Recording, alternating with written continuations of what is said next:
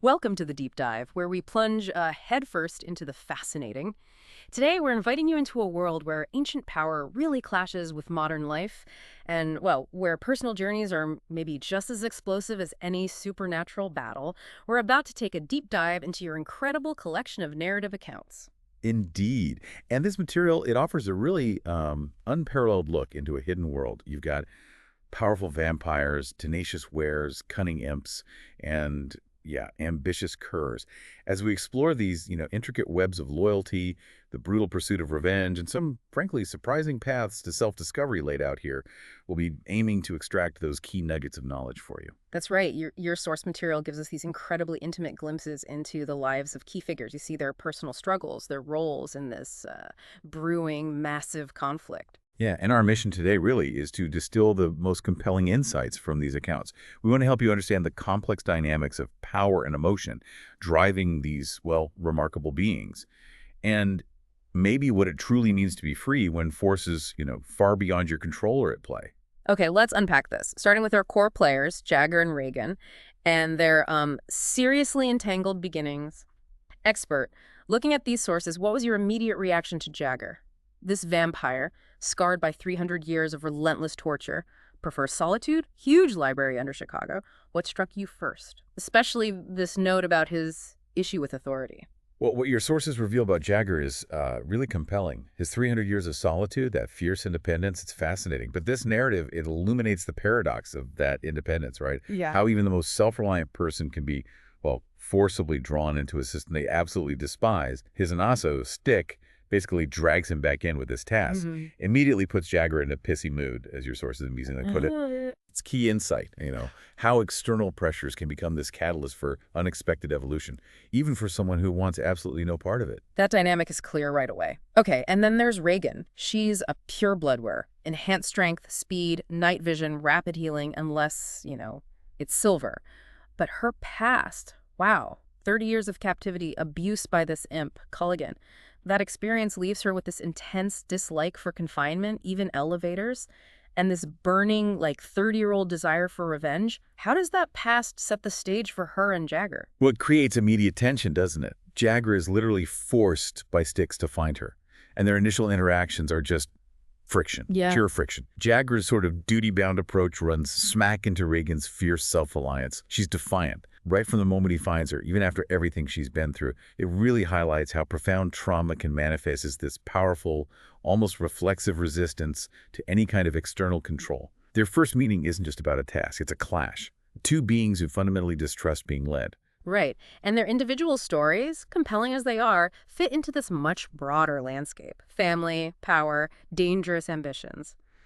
So let's talk the vampire hierarchy first. Styx, powerful Anaso, king of vampires. But then we find out his connection to Darcy, Regan's sister, who's now the queen. And this, for me, is where it gets really intriguing. What does this power dynamic mean? Especially with Styx's stated motivation, because what makes Darcy happy makes me happy. It fundamentally reshapes how we see Styx's rule, I think. Yeah. What your sources emphasize here is that his power isn't just about, control. It's deeply intertwined with personal, almost obsessive devotion. Because what makes Darcy happy makes me happy. It's not just a line, right? It suggests that even the highest levels of power can be driven by these intensely personal, maybe even romantic motivations, adds this unpredictable element to the whole hierarchy. And we also see Viper, a key clan chief, who's quick to warn Jagger about challenging the Anaso. So it underlines that beneath maybe romantic motivation, the system of power is still pretty brutal. And then, just to stir the pot even more, we pivot to the Were Kingdom. Salvatore Giuliani, king of the Wares, his mantra, stark, obey or die. But your material reveals this shocking truth. Regan and her sisters, part of Salvatore's genetic project. Pureblood females, DNA altered to prevent shifting, meant to resurrect the fading Were lineage. What does this tell us about the lengths powerful figures will go to for legacy or control? It's a crucial insight, I think, into how power can rationalize, well, dehumanization. Salvatore's genetic project basically transforms individuals into mere resources for his larger agenda.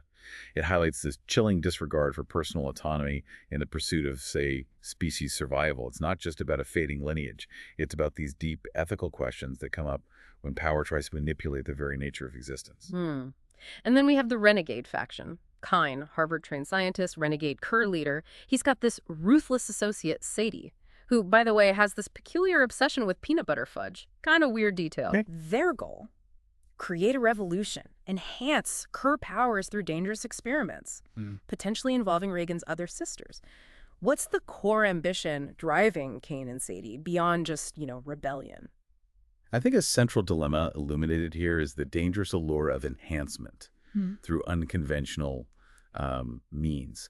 Kane and Sadie aren't just rebels. They represent this radical fringe, willing to push biological, magical boundaries, even at immense personal cost to others. And Sadie's chilling personality described as having a hint of malicious fire, willing to literally skin someone alive. It just underscores the moral vacuum their ambition operates in. Like, you wonder, right, at what point does scientific advancement cross the line into just pure, unchecked cruelty? Absolutely. And all these forces, they inevitably lead to some intense twists. The hotel attack, for instance. Kerr's in a witch attack Regan's room. Jagr gets injured, badly. And in this surprising move, Regan, the woman who hates confinement, being beholden to anyone, offers her blood to him. What does this immediate, unexpected connection tell us about their developing bond? What's fascinating about that moment is how quickly the dynamic shifts. Regan, who's resisted any attachment, finds herself fiercely concerned for Jagr. Offering her blood, it isn't just about healing him physically. It's this primal act of connection. Goes against everything her past trauma has taught her about self-preservation. It really shows that even the most hardened individuals can find their deepest walls breached by, well, an unexpected vulnerability. And then we get introduced to Levitt, the eccentric gargoyle. Describes himself as vertically challenged, not stunted. Dreams of TV aspirations, like taking over Deal or No Deal. Yeah, love it. His humor provides this welcome, if brief, counterpoint to the darkness around Jagr. In fact, that stark contrast really highlights the depth of Jagr's vulnerability, doesn't it? It really does. Levitt's unexpected presence and his unique abilities, especially sensing magic, they're a vital, almost whimsical element in this otherwise grim struggle. He's sort of a reminder that even in the most perilous situations, humor and unexpected allies can surface, and that crucial skills often come in the most unusual packages. But back to Jagr's vulnerability. His 300 years of torture, deep scars, physical, emotional, leads to moments of madness, profound struggles. Regan, surprisingly, seems to get this on a primal level, which is highlighted when she finds Culligan, her tormentor, chained and tortured by Sadie. After 30 years plotting revenge, she walks away, finds him pathetic, not worth the effort of killing. What does this powerful, almost counterintuitive choice tell us about, maybe, true healing? That's a truly profound moment in the narrative, I think. Your sources reveal that for Regan, escaping physical chains was just the first step. The real battle for liberty lies in overcoming those invisible shackles of past trauma. Her walking away from Culligan isn't really about forgiveness, it's about a shift in priorities, a recognition that true freedom means not being defined by your past tormentors. It's this insight into how transcending a desire for revenge can be a more powerful act of self-liberation than any retribution. Her focus has shifted, especially after Jagr gets pulled into that portal by the paranoid imp Gaynor. Right, and it's this shift that leads to a new understanding of their connection. Regan's desperate need to find Jagr after Gaynor captures him. It reveals the true depth of her feelings, shows this monumental shift from pure revenge to a profound attachment. It's here that the intense emotional, physical connection between them truly unveils itself. They realize they are mates, a bond that, for Jagr, completes him after centuries of solitude. What's the significance of this mate bond, considering their individual histories? Well, this is where the narrative delves into that complex interplay of fate and choice. For two beings who've known early isolation and torment, this mate bond isn't just like a biological imperative. It's a profound, almost spiritual recognition. It completes Jagr after centuries of solitude, as the source puts it. Yeah. Suggests that even in this world of ancient curses and brutal power struggles, the deepest needs are often emotional connection and belonging. Sir Regan. Well, it presents a whole new challenge to her hard-won independence, doesn't it? Exactly. So what does this all mean for them? Navigating freedom, fear, this very uncertain future. After these intense events, Regan tries to forge a normal life in Chicago. Finds a job etching glass, makes a friend, Toby, find unexpected professional success with Charles Rosewood. But expert, your sources make it clear she struggles with this idea of normalcy, especially regarding commitment. Your material highlights a really profound insight into freedom. Escaping physical chains is only step one. The real battle for liberty is often overcoming those invisible shackles of past trauma, especially when you're confronted with the vulnerability and commitment of love. Regan's profound fear of chains and commitment stemming from her captivity directly contrasts with Jagr's desire for her to fully embrace their mate bond. She explicitly says the thought of a family and home feels like shackles, illuminates that deep conflict between true connection and a survivor's need for complete autonomy. It's a powerful dilemma. Okay, and then there's Styx's strategy. He had the surprising reason for sending Jagr to find Regan not just strength, but his capacity to understand and handle her trauma. He saw that unique ability in Jagr, something a true leader might spot. He even offers Jagr a place as a raven, giving him a new form of freedom, a purpose beyond his solitary existence. What does this decision tell us about strategic leadership, especially from a king of vampires? It's a fascinating insight into strategic leadership that goes beyond just brute force, isn't it? Yeah. Styx isn't just commanding, he's leveraging emotional intelligence, understanding. By recognizing Jagr's unique capacity to connect with Regan's trauma, Styx shows the sophisticated understanding of how individual strength, even perceived weaknesses, can be assets in a larger conflict. It offers Jagr not just a new role, but a renewed sense of purpose, essentially giving him a different kind of freedom from his own internal prison of solitude. And as we zoom out for a moment, the conflict is far from over.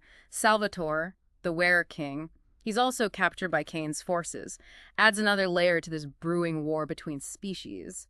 Duncan, a cur, even tries to betray Cain to Salvatore.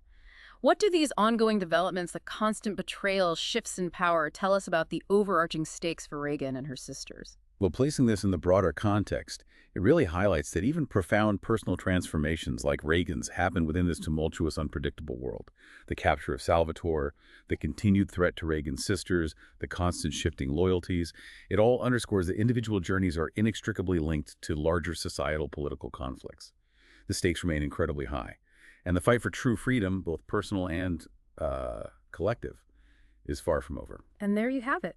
This deep dive into your sources has taken us on quite a journey, from intensely personal vendettas to a species-wide conflict, revealing profound emotional connections and the incredibly complex nature of freedom. Yeah, it reveals that even in a world populated by ancient beings and vast powers, the most profound transformations often happen within. Right. Driven by emotional resilience and the capacity for connection, the material you've provided offers this rich tapestry of how individual choices shape and are shaped by these grander narratives. We've seen how Regan, after escaping physical chains, grapples with the emotional shackles family, love, a desire for normalcy.